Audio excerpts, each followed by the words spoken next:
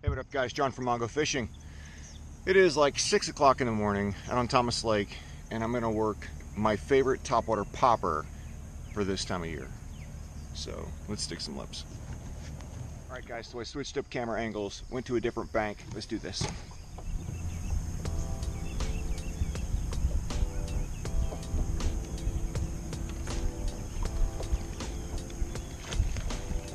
Here we go, fish on.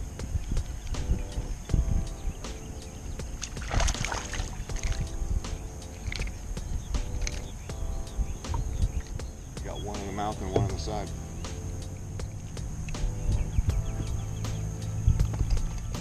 There you go. Nice little Kentucky spot.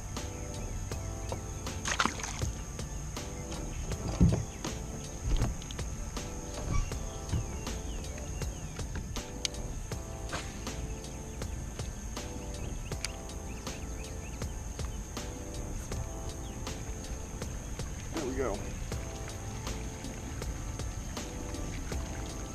Amen.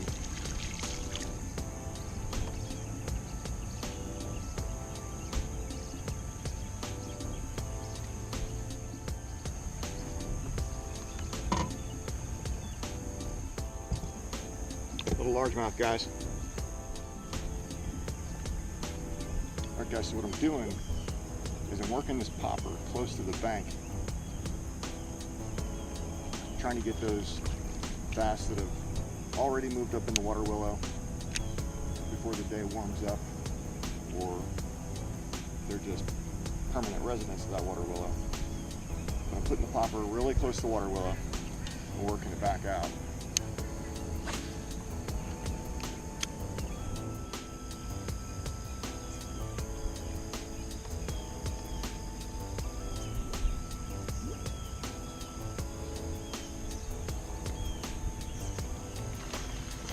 There we go. Steam in.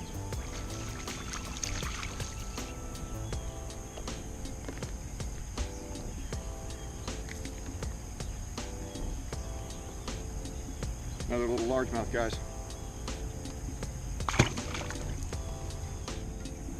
Like I said, guys, this is my favorite popper to work this time of year. Absolutely love it. 6:39, and I already got 3 in the boat.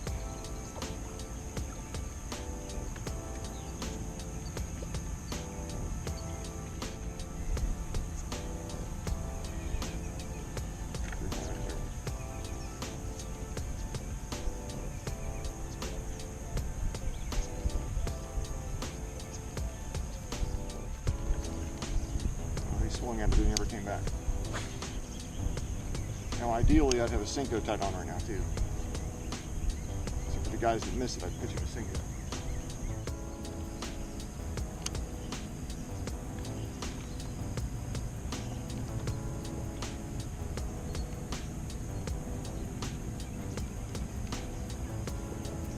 Got hit as soon as it landed.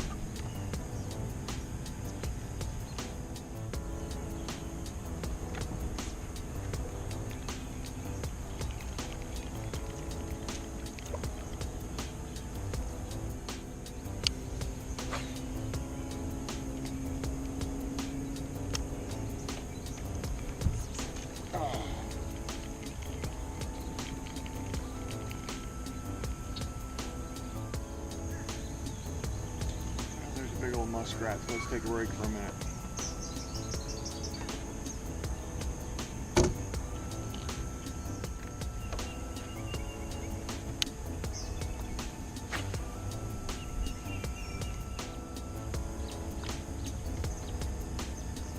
There we go.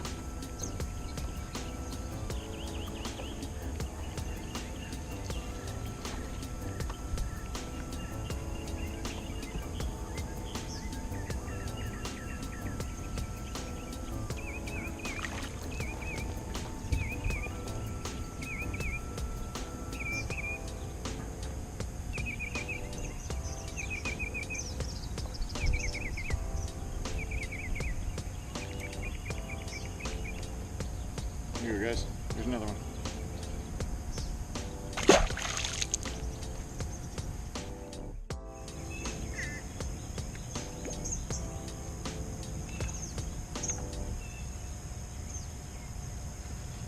we go.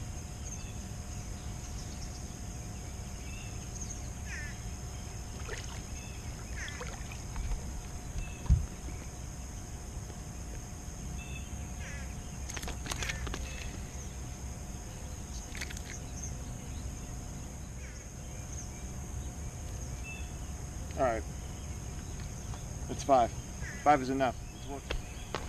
All right, guys, I don't know if you can see it, but 726, and of course you can't see it. Anyway, 726. So I am calling it on the topwater bite for the morning. This is what I've been throwing. It is the Rapala Skitterpop. I will link it in the description below. So there you have it, guys. The Rapala, good God, the thing's sharp. The Rapala Skitterpop. So if you haven't used this Skitterpop before, it comes in 3 different sizes. This is the 5, and there's a 7, which is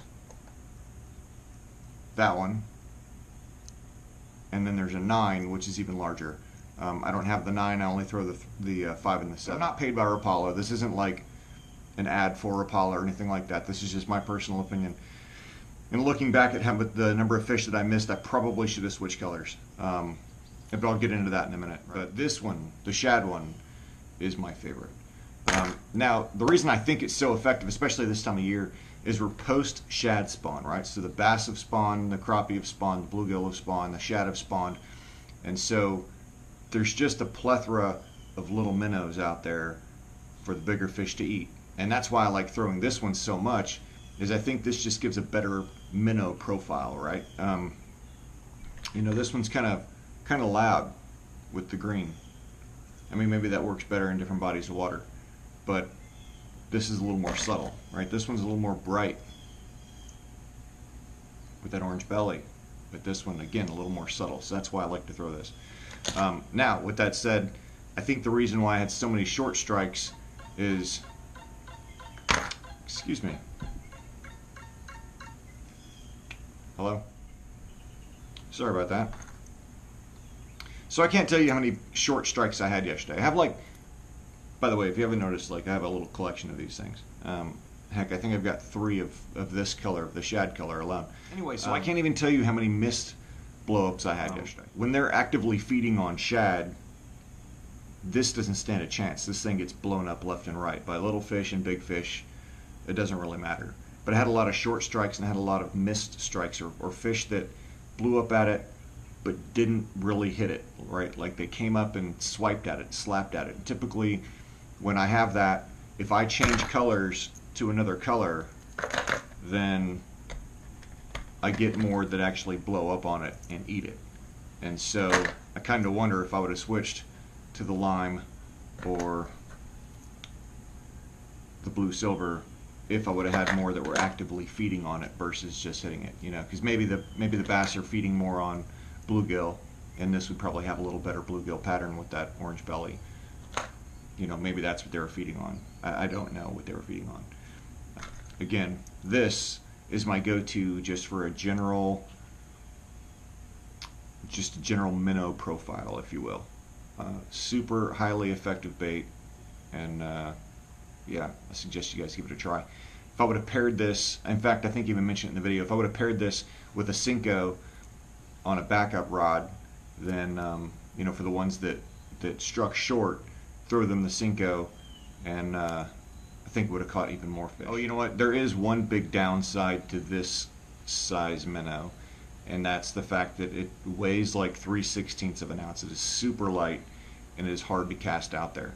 So, you know, what I was doing is I was focusing on the water willow that was, it extended from the bank anywhere between 3 and probably 10 feet, depending on the area. And I would cast out just to the edge of that water willow and pop it a few times. And if I didn't get hit within the first, you know, 5 to 10 feet off of the water willow, then I pretty much just reeled it back in because I just wasn't going to get blown up after that. I think that's it, guys. This little Rapala Skitterpop number 5 size is by far my favorite popper to throw post spawn, post everything spawn. So that's that, guys. Hopefully you enjoyed the video. If you're new to this channel, please hit that subscribe button. It's right down there. It looks like me holding a fish. Help me get to 500. We're close. We're getting closer every single day, and I seriously appreciate and thank you guys, each and every one of you, for it. If you enjoyed the video and learned something, please give it a thumbs up and drop a comment below. What is your favorite popper to throw this time of year? Again, guys, thank you very much for watching. And as always, get out of the water, be safe, and go stick some lips.